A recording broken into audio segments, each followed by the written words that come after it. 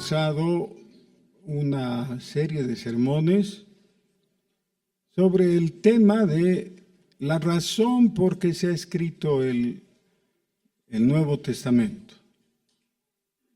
Ahora podemos pretender, eso ya sabía, ¿no? Pero hagamos la prueba.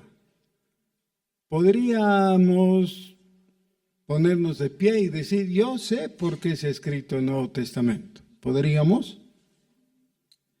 Hemos mencionado que los primeros cristianos no tenían el Nuevo Testamento. Lo han escrito cuando ya había la iglesia. Los primeros cristianos tenían el Antiguo Testamento y leían el Antiguo Testamento con gran beneficio espiritual para su corazón.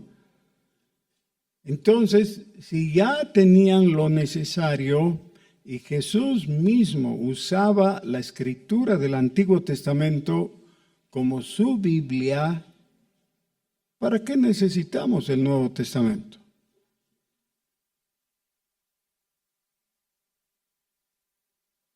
Recuerden, por favor, los primeros cristianos, según Hechos 2:42, perseveraban en la doctrina de los apóstoles, la comunión unos con otros, el partimiento del pan y las oraciones. 4 elementos. El primero es la doctrina de los apóstoles. ¿Por qué? Porque los apóstoles estaban ahí con ellos. Los primeros cristianos, todos ellos vivían en Jerusalén. Ahí estaban y tenían quien les enseñe, los apóstoles que habían aprendido del Señor Jesús. El Señor Jesús mismo, cuando habló con los discípulos, les abrió las escrituras del Antiguo Testamento. Así que tenemos una cadena. El Antiguo Testamento como escritura o instrumento de Jesús, quien enseñó a los discípulos, algunos de ellos se convirtieron en apóstoles, y los primeros cristianos aprendieron de esos apóstoles. Otra vez, entonces, ¿para qué el Nuevo Testamento? A ver, pregúntenle a su vecino, ¿para qué? Solo es para que ustedes reaccionen y no lo tomen como, bueno, ¿y qué importa? Sí importa, porque si no puedes responder a esa pregunta, quiere decir que no sabes. ¿Por qué insistimos tanto en la lectura de la Biblia en general y especialmente del Nuevo Testamento? ¿Por qué insistimos ante la gente con algo así? Y si alguien dice, bueno, pero ¿por qué no alternamos con el Mahabharata, por ejemplo, que es el libro de la India, ¿no? No equivale a la Biblia, pero digamos, ¿por qué no alternar con eso? Nosotros decimos, no alternamos con nada. La palabra de Dios es la Biblia. Sí, pero entonces tenemos que poder responder por qué se escribió el Nuevo Testamento. Ahora, les voy a decir algo que es muy fácil de recordar. No se distraigan. Algo que es muy fácil de recordar. Hay un objetivo doble que es muy fácil. Así que guárdenlo ahora. Primero, el Nuevo Testamento es una presentación de Jesucristo. Por tanto, sin Jesucristo no hay salvación, necesitamos a Jesucristo, necesitamos conocer al verdadero Jesucristo, no a una deformación, una invención humana, sino al Cristo que presenta el Nuevo Testamento. Entonces, todo el Nuevo Testamento es una presentación de Jesucristo. con diferentes ángulos, bajo varios temas y modalidades, estilos de escritura y todo, porque hay una variedad en el Nuevo Testamento, ¿no? Hay epístolas, evangelios, apocalipsis, Hechos, que es un libro histórico, pero todo eso es una presentación de Jesucristo. Ese es el primer objetivo. El segundo objetivo es poner un espejo delante de nosotros para que nos veamos y para que entendamos algo que es imprescindible. Calvino en su libro famoso, que es Los Institutos de la Religión Cristiana, desde la primera página hace una afirmación que luego demuestra a través de todo su libro. Dice que nos es necesario conocer a Dios y conocernos a nosotros mismos. Y el conocimiento de nosotros mismos solamente puede avanzar en la medida que conocemos a Dios. Cuando nos negamos a conocer a Dios, dejamos de captar quiénes somos nosotros mismos. Veamos algo que ya he mencionado, pero que creo que hay que recordar. El movimiento de moda ahora es de los Therians, o Therians, como quieran pronunciar, que son gente que se cree animal y que se propone a sí mismos ser animales. Entonces alguien se disfraza de gato y quiere actuar todo el tiempo, ¿no? Como gato, se identifica con el gato. Y tú cuando lo ves, ¿qué dices? Con sinceridad, ¿qué dices tú? Eso, pobre animal, está bien. ¡Qué estupidez! Puede que tengas un gato y que lo quieras, está bien. Pero que te creas gato, eso es que ya has perdido el equilibrio en cuanto a la razón. Ya has desenfocado todo el asunto. Los brasileños, hace mucho tiempo, a las chicas lindas les decían gatas o gatiñas o algo así. Sí, pero lo que estaban haciendo era utilizar una metáfora.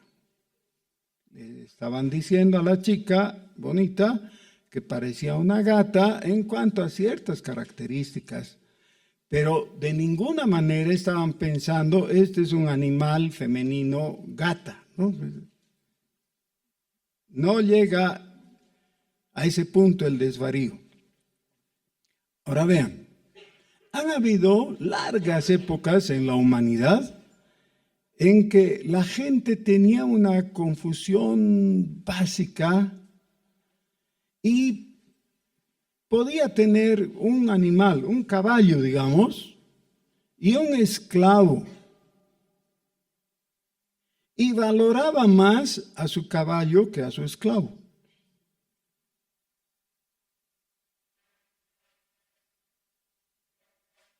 Y el esclavo a veces se tenía que resignar a que lo vendan y lo sometan a los trabajos más feos y desagradables y todo.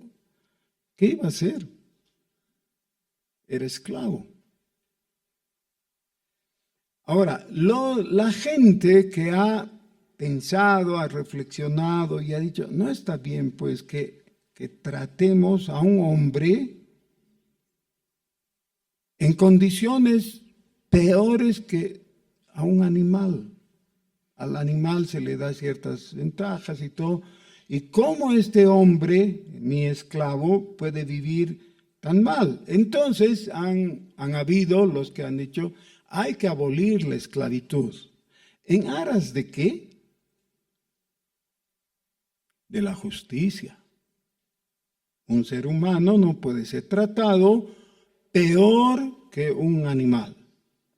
¿Por qué? Básicamente, porque es un ser humano.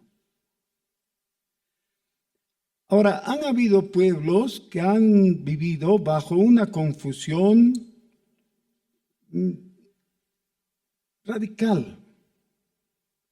Por ejemplo, los antiguos egipcios vivían para construir una pirámide, ¿no? Una tumba para su rey. Estoy simplificando al extremo, claro, pero ese era el motivo de su vida, era trabajar y construir la tumba donde su rey iba a descansar o algo. Todo un pueblo dedicado a un objetivo así tan mezquino, ¿les parece? Y esa era la condición de Israel en Egipto. Era un pueblo cautivo. Estaban encerrados en Egipto y vivían para construir. Y cuando se portaron mal y dijeron, no queremos o algo así, les decían, ya, ustedes tienen mucho tiempo libre, entonces ahora tienen que no solamente hacer los adobes, sino ir a buscar paja por ustedes mismos. ¿Se acuerdan? No, eso está en Éxodo, al comienzo. ¿Ya? Pero a ver, un rato, Faraón, a ver, ponte a pensar. Tienes a todo un pueblo dedicado a construir algo que no van a habitar, que no les va a servir, que no les va a ayudar en nada. ¿Sí? ¿Eso? ¿Sí? Porque yo soy el Faraón. ¿Y qué te crees pues tú, Faraón? Bueno, yo soy Dios. Yo soy la encarnación de Dios. Ahora, hay cosas entonces que tienen que corregir los unos y los otros. Los que se creen perros o animales o gatos o lagartos o lo que fuera, necesitan a alguien que les diga, no eres animal, eres un ser humano. Y eso hace que sea exaltado, ¿no? Por el otro lado, aquel déspota que se cree Dios, alguien le tiene que decir, no eres Dios, eres un ser humano, tiene que ser humillado. Todos necesitamos llegar al punto correcto de definición. Ahora vean, ¿por qué se escribió el Éxodo? Claro, para que más adelante tengan conocimiento de su historia, sepan de dónde han salido y todo, pero todo eso no tendría sentido si no responde a una pregunta más básica. Esa pregunta que debían hacerse los israelitas era, ¿quiénes somos? O en términos individuales, personales, de ¿quién soy? ¿Soy un Terian? No soy. ¿Soy un semidios? No soy. ¿Qué soy? Y entonces en Éxodo capítulo 19, el Señor le dice a su pueblo, ustedes han visto lo que yo he hecho con ustedes. Ustedes eran un pueblo cautivo, esclavo en Egipto. Y yo les he traído a mí sobre alas de águila. Es decir, con el mismo cuidado que un águila trata a sus pichones, ¿no? Y les enseña a volar. No se le cae el pichón al águila. El águila cuida de su pichón. Y entonces les dice, ustedes tienen que saber que yo les he traído y tengo un propósito. Y requiero de ustedes que ahora den oído a mi voz y guarden mi pacto. Y si hacen eso, yo los voy a tener a ustedes como mi especial tesoro. Un pueblo escogido, una nación santa, un pueblo redimido para Dios. Ustedes van a ser reyes y sacerdotes. ¿Saben qué? Ese título lo usaban los faraones. sacerdotes reales. O sea, cada uno de ustedes va a ser como un faraón. No quiere usar ese término y todo porque traería otras distracciones y malos entendidos y todo. Pero quiere decir, les voy a poner en un lugar exaltado.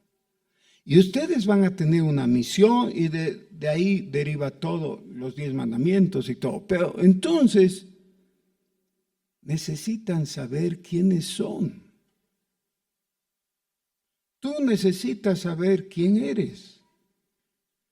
Si solamente quieres lograrlo por el espejo físico, tal vez te lleves una decepción y diga, ay, no soy tan lindo como pensaba, ¿no? Necesitas un espejo espiritual, la palabra de Dios.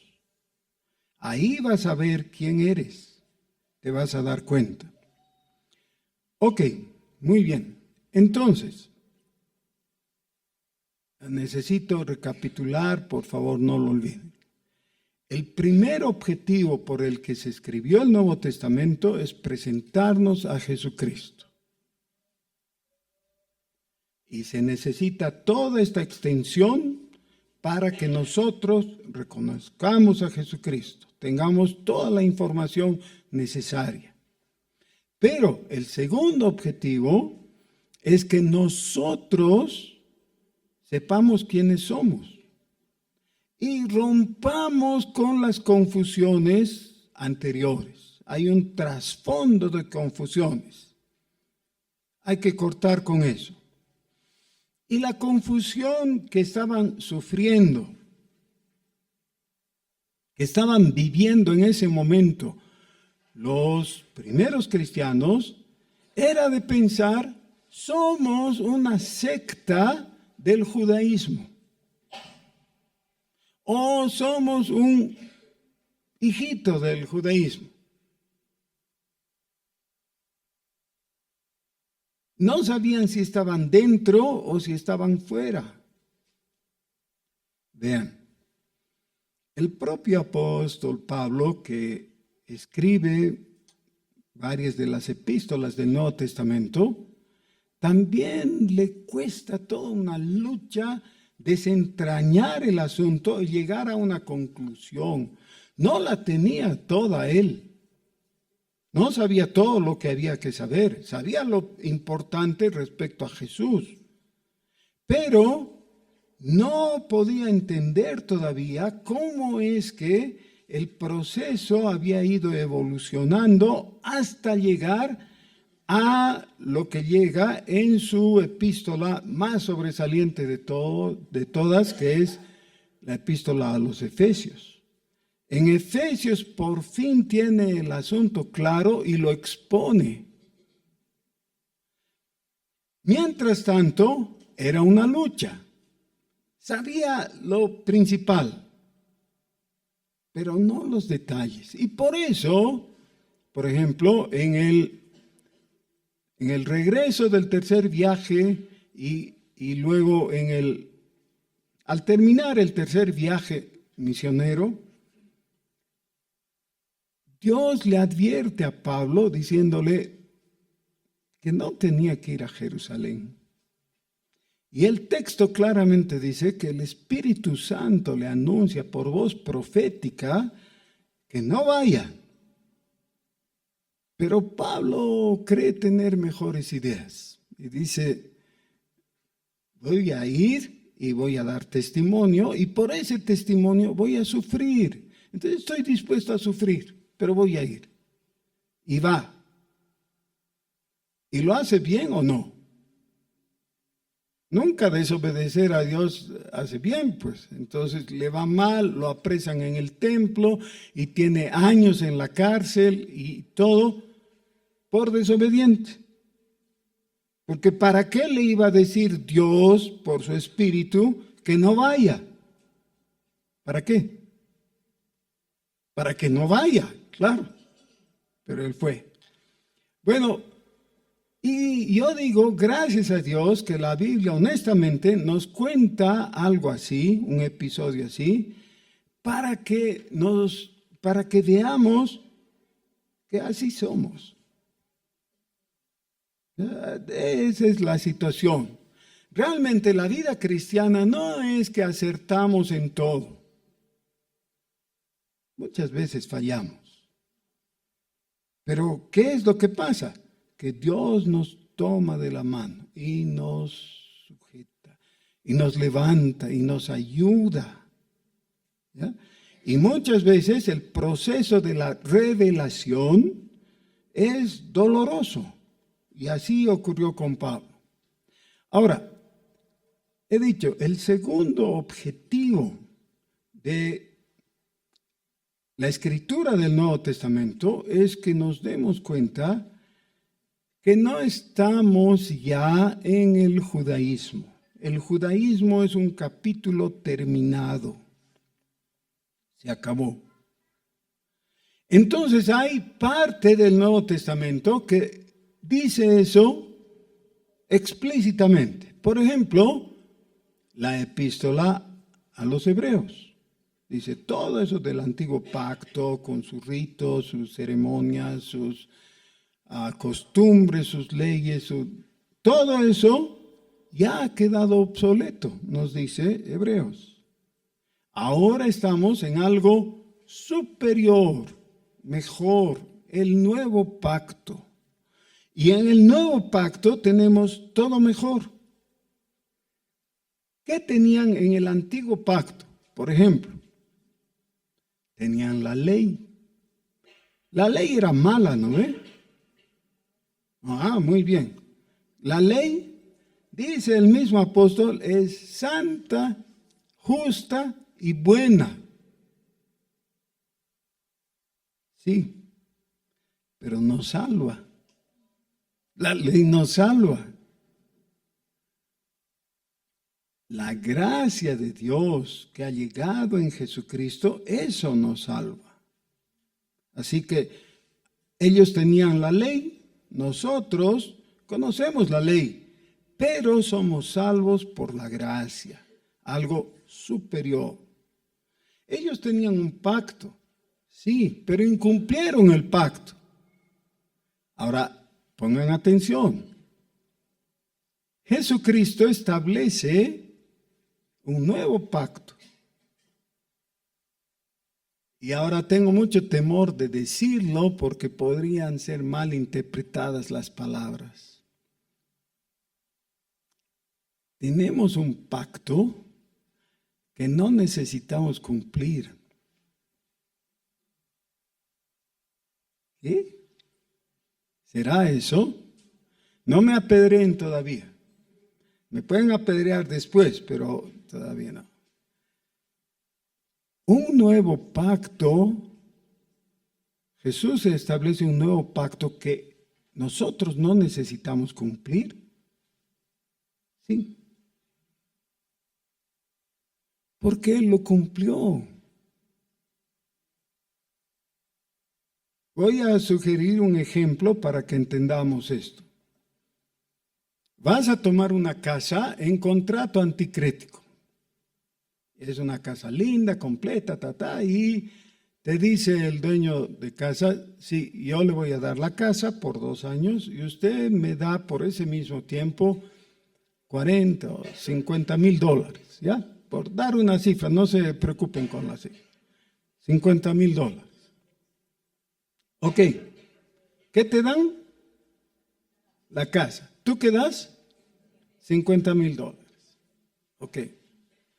Y él, entonces, te entregan las llaves, vas y ves, la casa está bien. Y es el momento de entregar, ya sea por cheque, no importa la forma, ¿no es cierto? Pero vas a entregar los 50 mil dólares. ¿Ya? Y cuando estás por entregar, el dueño te dice, no es necesario que los entregue. Ya alguien ha cumplido por usted. ¿Qué? Las partes son que usted me dé la casa y yo le dé los $50,000. ¿Cómo que alguien ha dado por mí? ¿Quién ha dado por mí los $50,000? ¿Quieres saber? Y te dice, mi hijo.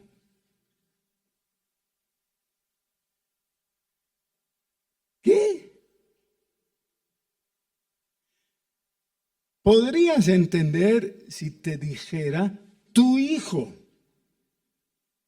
O sea, tú eres el beneficiario por algo que tu hijo ha hecho o tu papá. Ya, bueno, lo entiendes, ¿no? Pero el dueño de casa te dice, mi hijo ha pagado. Él ha entregado el precio completo. El pacto ha sido cumplido. De mi parte, dices tú, sí, de tu parte. Porque resulta que mi hijo está de tu parte. Y entonces tú dices, no, esto es una locura. ¿No piensas así? Sí, claro. Y el apóstol Pablo en 1 Corintios dice que a Dios le plugo salvarnos por la locura de la predicación. La predicación es una locura. ¿Cómo pues? Sí, así es. Ese es el evangelio. El que tendría que juzgarnos y estar en nuestra contra está a nuestro favor. Aquel que derramó su sangre en la cruz es nombrado nuestro abogado defensor. ¿No quieren decir gloria a Dios? Sí, gloria a Dios. ¡Qué maravilloso! En términos absolutos. Pedro y Juan subían juntos al templo a la hora novena, la de la oración. Y era traído un hombre cojo de nacimiento a quien ponían cada día a la puerta del templo, que se llama La Hermosa, para que pidiese limosna de los que entraban en el templo. ¿Quién? Un cojo. Un cojo estaba a la puerta. A la puerta quiere decir afuera del templo. No podía entrar. ¿Saben por qué no podía? Había un decreto del rey David, 1000 años antes. David aborrecía a los cojos y a los ciegos. ¿Por qué? No nos importa, ¿ya? Ese es el hecho. Era el rey, él determinó, no pueden entrar al templo cojos y ciegos. Ya, listo, no podían. El cojo estaba allá afuera y afuera esperaba que salga la gente del templo y se suponía que los que habían estado en el templo en adoración estaban con su corazón reblandecido y que alguna limosna le iban a dar. Esa era la situación.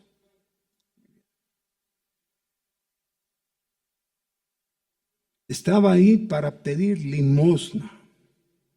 Es decir, el cojo, cuando vio a Pedro y a Juan que iban a entrar en el templo, les rogaba que le diesen limosna. ¿Hay algo de raro en todo lo que he leído? No, es todo lo que, claro, está bien. Pedro con Juan, fijando en él los ojos, le dijo, míranos. Míranos. ¿Qué es míranos? Ponnos atención. Ponnos atención. Entonces él les estuvo atento, esperando recibir de ellos algo. ¿Qué tal si le decían, plata no te vamos a dar, pero te daré una bolsita de pilfrut? o alguna cosita, ¿no? O mira, aquí tengo mi chalina, te la dejo, algo. Mas Pedro dijo, no tengo plata ni oro, pero lo que tengo te doy. ¿Qué tenía? Él declara, no tengo algo precioso, ¿no? Dinero, plata, ni oro, no, eso no tengo. Pero ¿tienes algo? ¿Tú tienes algo? Sí, alguien puede decir, claro, tengo conocimiento, soy programador de computación. Ah, ¿tiene algo? Tiene una capacidad, ¿no? Y muchos están muy confiados en que tienen una pared llena de certificados, títulos, ¿no? ¿Y vale algo eso? Vale, pues, vale, porque el momento dado, cuando va a pedir empleo, le dicen, ¿y tiene su título? Y tiene, pues, es valioso. ¿Qué tenía Pedro?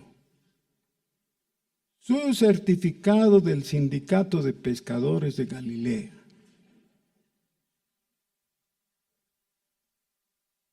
No, veamos qué tenía. Dice, lo que tengo, te doy. En el nombre de Jesucristo de Nazaret. ¿Qué tenía? El nombre de Jesucristo de Nazaret. Conozco el nombre que es sobre todo nombre. Ese conocimiento hace la diferencia. Nosotros vivimos en un mundo tecnológico. En nuestros días, más que en otros tiempos, se aprecian mucho ciertos conocimientos, ya que son claves. El conocimiento es sumamente valioso, pero el conocimiento teológico es lo máximo. Porque cuando tienes el nombre de Jesucristo, lo conoces, tienes acceso al Padre. En este caso, miren cómo redunda en forma práctica para algo. Dice, en el nombre de Jesucristo de Nazaret, levántate y anda.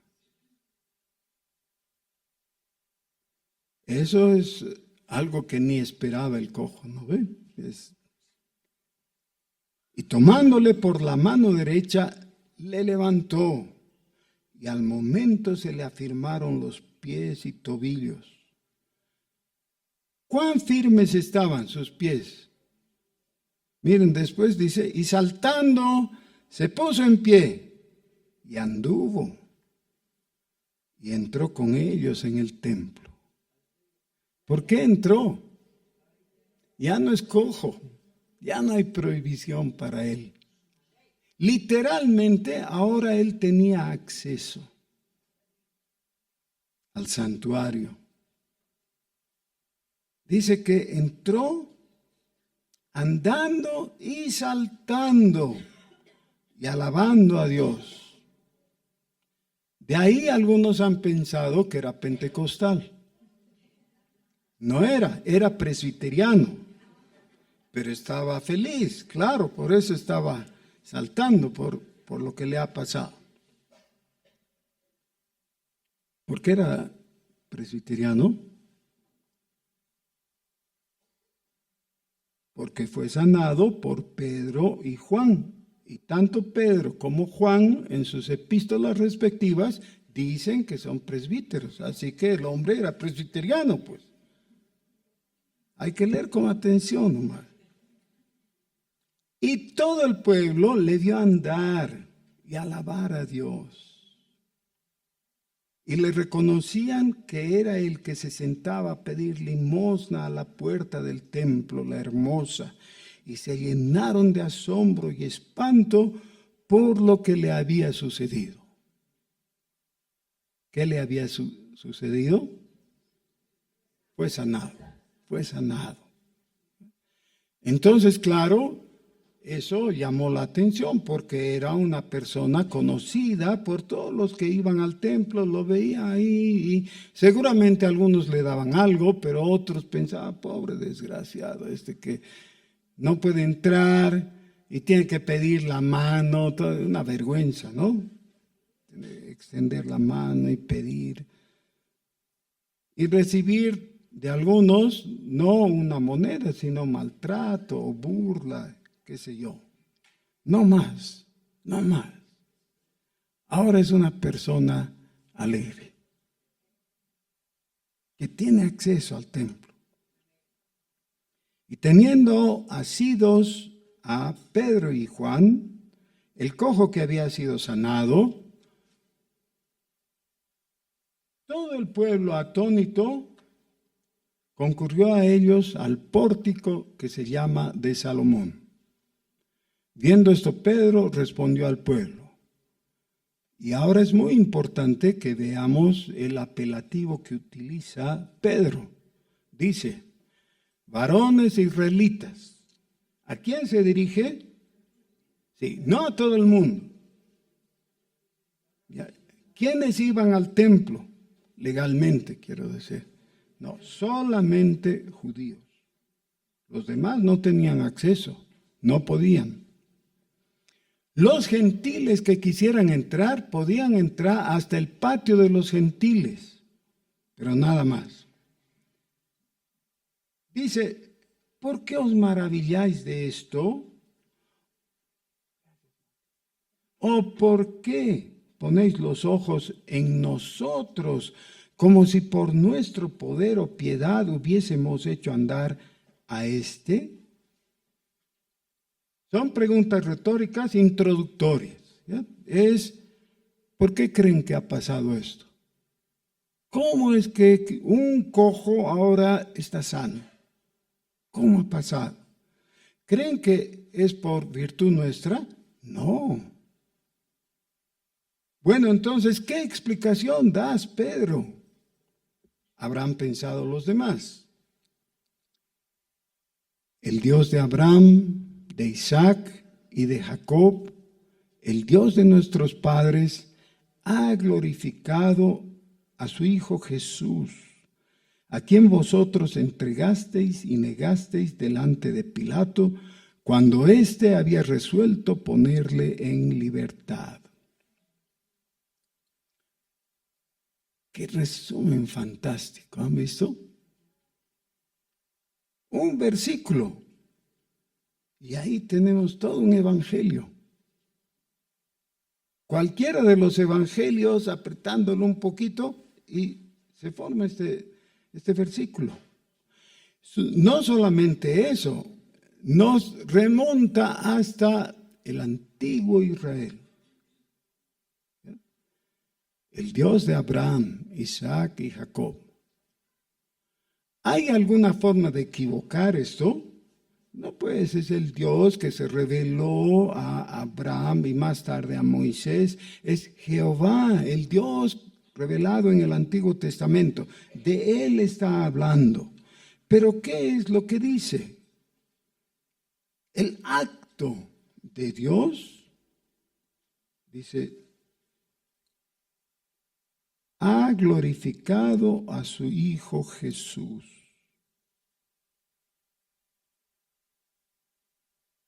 Preguntamos, ¿quién? Dios. ¿Qué ha hecho? Ha glorificado. ¿A quién? A su Hijo Jesús. Ese es el gran acto.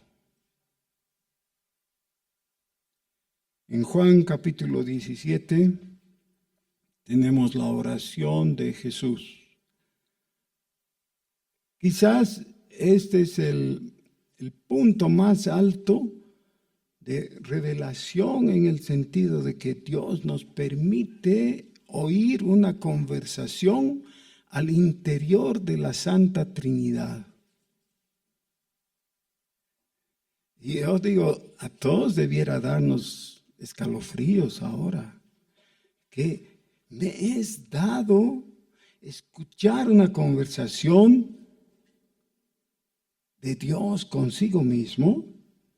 O sea, la segunda persona, el Hijo, hablando con el Padre, y yo puedo escuchar. ¿Sí? Eso es Juan 17. ¿Y qué le dice en Juan 17 el Señor Jesús? ¿Se acuerdan? Entonces abran sus Biblias. Vamos a ir un momentito a Juan capítulo 17, que está unas cuantas páginas adelante. No es tan distante del pasaje donde estamos. Estas cosas habló Jesús y levantando los ojos al cielo dijo: Padre, la hora ha llegado, glorifica a tu Hijo, para que también tu Hijo te glorifique a ti. ¿Qué le dice? Esa es la petición, glorifica a tu Hijo. Ahora hay dos verbos que se usan y muchos creyentes los confunden y los usan mal, mezclados como si significaran lo mismo. Por favor, hoy aprendan y nunca más cometan ese error, ¿ya? Por favor. El uno es gloriar, proviene de gloria. Y generalmente se usa con la cláusula reflexiva, es decir, gloriarse. ¿Qué es eso? Atribuirse gloria. O gloriar puede ser transitivo cuando se refiere de una persona a otra, que le está gloriando, y aún eso creo que no está bien usar. El otro verbo, muy parecido, pero con significado diferente, es glorificar. Glorificar, que quiere decir atribuir gloria, y claro, ¿a quién más? A Dios. ¿Ya? Entonces, nunca debemos decir gloriamos a Dios. Mal. Glorificamos a Dios, es decir, le atribuimos gloria. Y debiéramos tener cuidado en gloriarnos, ¿ya? Es decir que nuestra es la gloria. Entonces, lo que le está pidiendo el Señor Jesús aquí, dice, glorifícame o glorifica a tu Hijo. Es decir, asígname la gloria que me corresponde. Si leemos un poquito más, la explicación viene a continuación. Padre, la hora ha llegado, glorifica a tu Hijo para que también tu Hijo te glorifique a ti. Como le has dado potestad sobre toda la carne, para que dé vida eterna a todos los que le diste, y esta es la vida eterna, que te conozcan a ti, el único Dios verdadero, y a Jesucristo, a quien has enviado. Yo te he glorificado en la tierra. ¿Glorificó Jesús al Padre en la tierra? Sí, claro, vivió para glorificar al Padre. He acabado la obra que me diste que hiciese. Ahora pues, Padre, presten mucha atención. Glorifícame tú al lado tuyo con aquella gloria que tuve contigo antes que el mundo fuese. Esa es la petición del Señor Jesús al Padre Celestial, la cual se cumplió. Y por eso tenemos a Pedro diciendo esto, que el Dios de Abraham, Isaac y Jacob ha glorificado a su Hijo Jesús. Estoy otra vez en Hechos, capítulo 3, versículo 13. A quien vosotros entregasteis y negasteis delante de Pilato cuando éste había resuelto ponerle en libertad. Miren qué triste, qué descripción. El segundo versículo que habla del asunto. Pero antes, yo he escuchado a hermanos que dicen, nosotros hemos... No, ya tienes tus pecados, ¿para qué asumes pecados ajenos? Tú no estabas ahí. Es la gente que estaba ahí en ese momento a la que se refiere también Juan capítulo 1, cuando dice, a los suyos vino y los suyos no le recibieron. Tú no estabas ahí, pero necesitas saber lo que hicieron los judíos contemporáneos a Jesús. Y Pedro les dice, mas vosotros negasteis al santo y al justo y pedisteis que se os diese a un homicida. Y aquí viene una de las figuras más hermosas de la Escritura. En el versículo 15 es la descripción. Y matasteis al autor de la vida. De todos los pecados que uno puede imaginarse, difícilmente se puede igualar a la atrocidad que significa asesinar al que ha creado la vida. En Juan 1:3 dice, todas las cosas por Él fueron hechas, y sin Él nada de lo que ha sido fue hecho.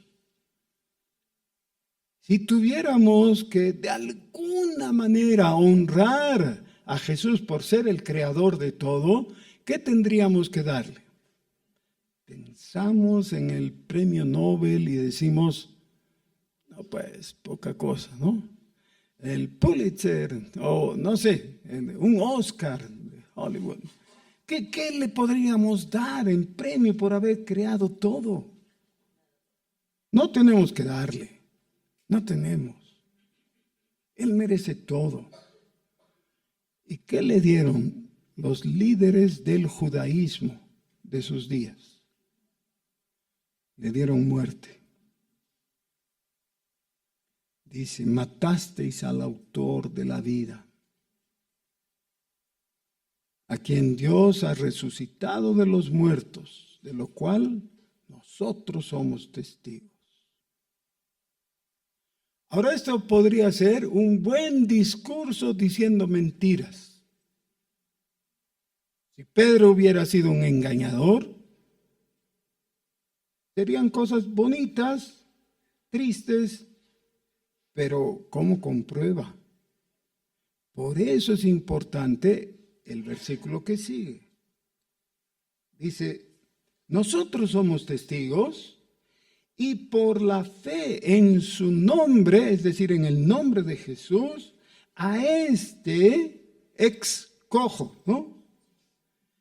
Que vosotros veis y conocéis, le ha confirmado su nombre, es decir, el nombre de Jesús ha sido confirmado porque Jesús es el Cristo, es la afirmación de que Él tiene el poder para hacer lo que nadie puede. Es el Cristo. Le ha confirmado su nombre. Y la fe que es por Él ha dado a esta completa sanidad en presencia de todos vosotros. Ahora, no pueden decir, sí, lindo invento. No, no es invento. No podía caminar, ahora camina. Hay una demostración. Una de miles de demostraciones que Jesús en vida hizo. Pero después de aún ascender a los cielos, sigue haciendo milagros, sigue sanando enfermos. Su nombre es sobre todo nombre, eso va a decir a continuación, más adelante, ¿no? Miren, El segundo objetivo por el que el Nuevo Testamento se escribió es para que veamos que el viejo pacto ha terminado. Está obsoleto, no va más. Hay un nuevo pacto y ese nuevo pacto depende de Jesucristo. En su nombre tiene sentido. Él ha pagado el precio. Él ha hecho todo lo necesario y se ha constituido por nosotros en el sumo sacerdote, incomparable. Su nombre es sobre todo nombre. Ahora, lo que quiero invitarles a hacer no es a asumir culpas que no tenemos. Nosotros no hemos pedido que lo crucifiquen y cosas. Esa generación de Jesús fue la que hizo, ¿no? Ni siquiera otros judíos más antiguos o posteriores, ¿no? Esa generación hizo lo que no debería hacer, se pasó la raya. Dijo, no tenemos más rey que el César. ¿Se dan cuenta de la traición?